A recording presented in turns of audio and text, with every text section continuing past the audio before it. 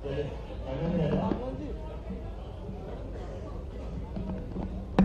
इस बात की प्रसन्नता है आज के इस 2 दिवसीय रीजनल कॉन्क्लेव में हमारे साथ हमारे भारत सरकार के यशस्वी मंत्री माननीय अर्जुन मेघवाल जी भी यहाँ मौजूद हैं, जिनके माध्यम से हमने उद्योग जगत में कानूनों को लेकर के जो बदलाव माननीय मोदी जी की सरकार ने किए हैं, माननीय मोदी जी की सरकार में हुए, वो उनकी जानकारी भी हमने दिलवाई है।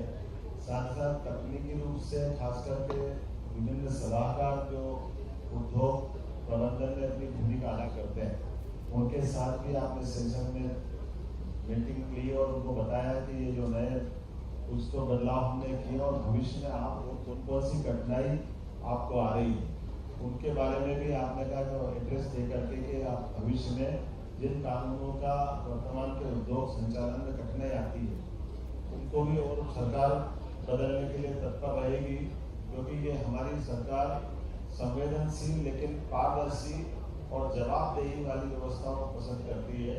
मुझे इस बात की भी प्रसन्नता, मेरे साथ अर्जुन मेघवाल जी के साथ साथ गौतम केटवाल जी भी मंत्री हमारे मेरे साथ प्रदेश सरकार के मंत्री हैं। हमने सब ने मिलकर के 2 दिन तक लगभग अलग अलग सेशन में, खास करके मैं उद्घाटन और समापन में शामिल हुआ हूँ, हमारे 10 विभिन्न देशों के, अमेरिका, इंग्लैंड, ऑस्ट्रेलिया, जाम्बिया सहित ऐसे अलग अलग 10 देशों के हमारे 250 से ज़्यादा अलग अलग प्रकार के उद्योग या निवेश करने वाले मित्रों के साथ इस पूरे आयोजन में हमने लगभग 15,000 एकड़ भूमि का अलॉटमेंट दिया। हमने अपने लैंड बैंक 1 लाख एकड़ भूमि का लैंड बैंक हमारा बना हुआ है, जहां हम बिजली आवश्यक वो सारी की सारी मूलभूत सुविधाओं के साथ निवेश को बहुत पारदर्शी और सरल तरीके से, इसीलिए इसका तरीका भी बदला है कि हमने अपने निवेश के 2 दिन के विभिन्न प्रकार के स्थानों पर भूमि पूजन लोकार्पण के कार्यक्रम भी बनवाए, अलग अलग अपने इसी उज्जैन हमारे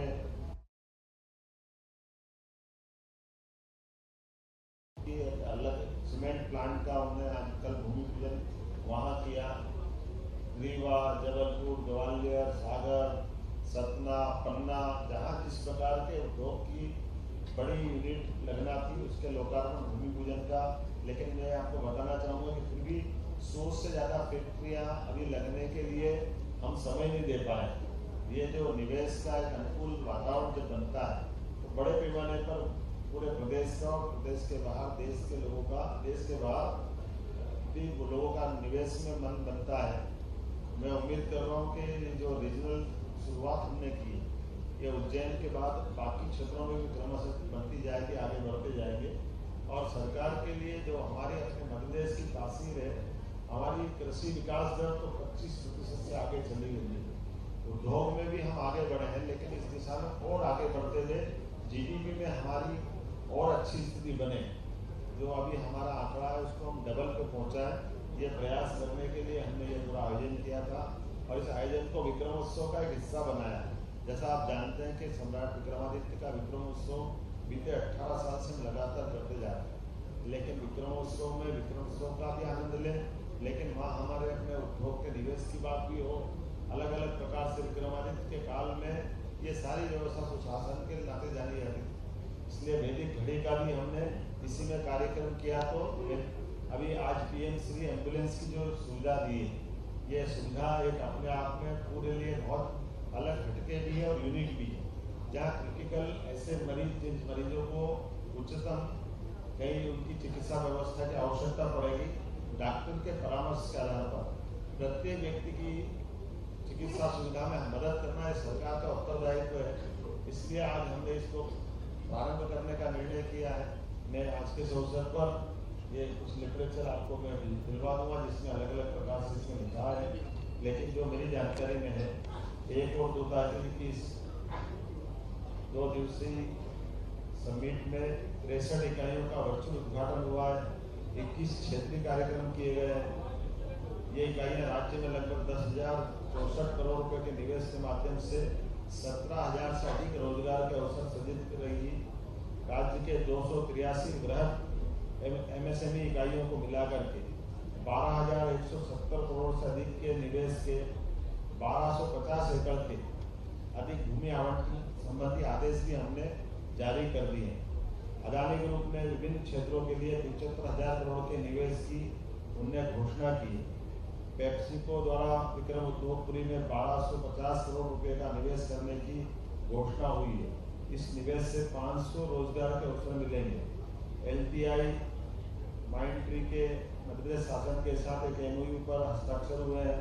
सुपर कॉरिडोर इंदौर में उनके प्रस्तावित परिसर में 500 करोड़ के निवेश करेंगे और IT की नीति के अंतर्गत 10 एकड़ की जमीन हमने इंदौर के लिए आवंटित की है, जिसमें 10,000 से ज्यादा रोजगार के अवसर भी हमारे अपने यहाँ के होनहार बच्चों को मिलेंगे। 20 से अधिक औद्योगिक समूह द्वारा 1-to-1 बैठक की गई है। 17,000 करोड़ के निवेश के प्रस्ताव पर चर्चा हुई है। 880 इकाइयों द्वारा विभिन्न क्षेत्रों में 1 लाख करोड़ से अधिक निवेश करने के लिए इंटेंशन टू इन्वेस्ट प्रदर्शित किया गया है। मैंने एयर एम्बुलेंस की बात तो रखी दी है। हमने कोशिश की कि ये पूरा आयोजन खास करके हमारी वर्तमान की कृषि, खाद्य प्रसंस्करण, खनिज, इंजीनियरिंग, कपड़ा, IT, इलेक्ट्रॉनिक्स, शहरी अधोसंरचना और भी अन्य क्षेत्रों में जहाँ भी निवेश की संभावना है, वो सभी को समेकित रूप से एक ही छतरी के नीचे ये कार्यक्रम करने का प्रयास किया था। और इसी के माध्यम से सरकार की प्रत्येक जिले के उत्पाद को लेकर के ODOP और अन्य उत्पादों को लेकर के बढ़ावा देने के लिए हम लगातार बायर सेलर बैठक करके इस दिशा में भी हमने काफ़ी लोगों के लिए ध्यान आकर्षित कराया है। मैं उम्मीद कर रहा हूँ कि आज के इस अवसर पर जो 2,500 से ज़्यादा हमारी ये बैठकें हुई है, इसका रिजल्ट बहुत जल्दी सकारात्मक आएगा। इस आशा के साथ मैं माननीय अर्जुन मेघवाल जी को ये माइक देता हूँ। वे अपनी कुछ कानूनों को जो हमने समाप्त किया थोड़ी संक्षिप्त में जानकारी देंगे। माननीय अर्जुन मेघवाल, मंत्री भारत सरकार। धन्यवाद मुख्यमंत्री जी, साथियों सबको। रीजनल इंडस्ट्री कॉन्क्लेव जो उज्जैन में आयोजित हुआ, उसके जो प्रतिभागी थे वो अधिकतर इंडस्ट्री से जुड़े हुए थे, एंटरप्रेन्योर थे, व्यापारी थे, ट्रेडिंग एक्टिविटी से जुड़े हुए थे, सर्विस सेक्टर से जुड़े हुए थे। तो सबसे जुड़े हुए हमारे 4-5 ऐसे कुछ इंटरवेंशन हुए हैं ministry of law and justice में नरेंद्र मोदी जी के नेतृत्व में, वो सबके लिए उपयोगी है। जैसे हमने आर्बिट्रेशन लॉ में अमेंडमेंट की और एक इंटरनेशनल लेवल का एक आर्बिट्रेशन सेंटर हमने बनाया।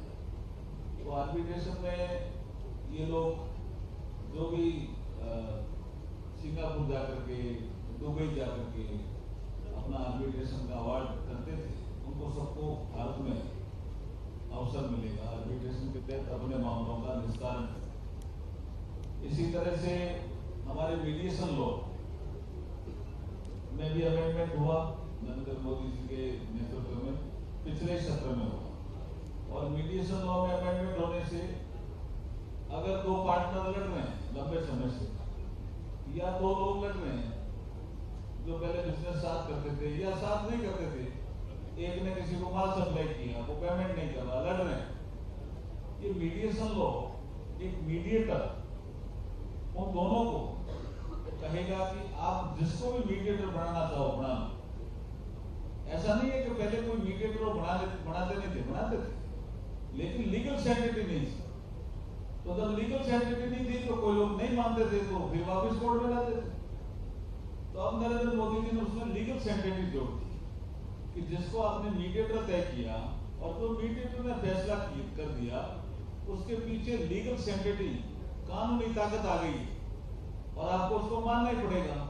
तो डिस्प्यूट भी कम होंगे और मामला भी जल्दी छूटेगा। जैसे माननीय मुख्यमंत्री जी ने कहा कि ऐसे बहुत से कानून थे जो अंग्रेजों के जमाने से बने हुए थे, उनकी आवश्यकता नहीं थी, उन कानूनों को हमने समाप्त किया। लेकिन 3 ऐसे कानून हैं जो बहुत महत्वपूर्ण थे, जिसको हम Indian penal code, criminal procedure code, evidence act कहते थे, ये 1860 और उसके आसपास के बने हुए थे। लेकिन देश आजाद होने के बाद सीआरपीसी में 1973 में छोटा सा एक अमेंडमेंट हुआ, उसके बाद कोई अमेंडमेंट विशेष हुआ ही नहीं। तो अभी जैसे माननीय मुख्यमंत्री जी ने सबके सामने ओपन प्लेटफॉर्म से कहा कि अंग्रेजों को नागरिकों को दंड देना था, इसलिए वो इंडियन पिनल कोड लाए, और मोदी जी को नागरिकों को न्याय देना है, इसलिए वो भारतीय न्याय संहिता लेकर गए। ये शासन करने का फर्क भी समझना पड़ेगा।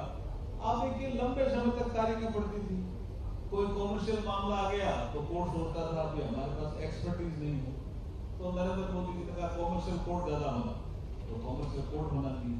अप्रचलित ऐसे कानून जिनकी उपयोगिता नहीं वो समाप्त कर दिए।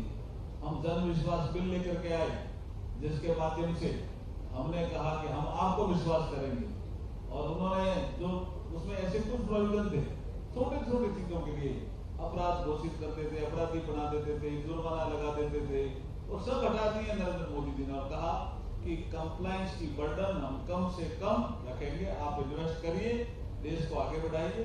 इकोनॉमिक क्षेत्र में जब देश आगे बढ़ेगा तो निश्चित रूप से रोजगार के अवसर भी ज्यादा होंगे। यही आज का एक मीट का उद्देश्य था, रीजनल इंडस्ट्री कॉन्क्लेव जो उज्जैन में 2 दिवसीय आयोजित हुई। मैं उसके लिए पुनः मुख्यमंत्री जी का भी धन्यवाद करता हूँ, मुझे बुलाने का भी धन्यवाद करता हूँ।